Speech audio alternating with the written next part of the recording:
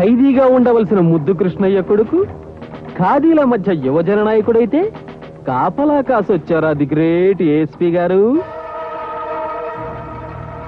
ఆవేశం నా మీద కాదు, వాళ్ళ మీద చూపించండి. అసలు కవి గారు ఏమన్నారో తెలుసా?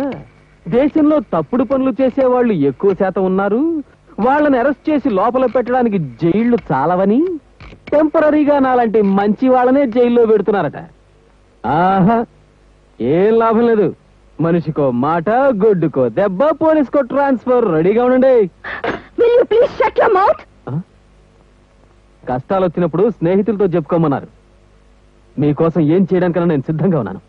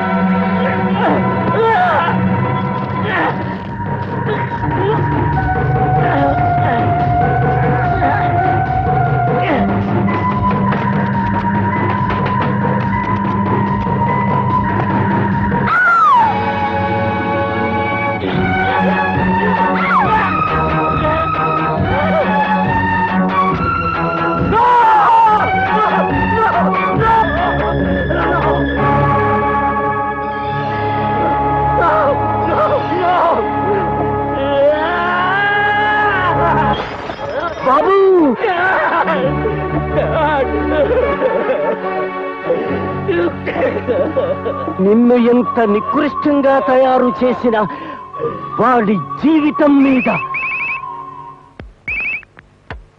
నేను సూరిబాబుని, పోలీస్ స్టేషన్ నుంచి మాట్లాడుతున్నాను. నీ కొడుకు చేసిన నేరాన్ని 500 రూపాయల జరిమానాతో తుడిచేశావు. కానీ ఆ అమాయకురాలి జీవితంపై పడ్డ మచ్చ కడిగినా పోయేది కాదు. అందుకే మా కోర్టు తీర్పు ప్రకారం నీ కొడుక్కి ఆ శిక్ష విధించాను. న్యాయం జరిగిన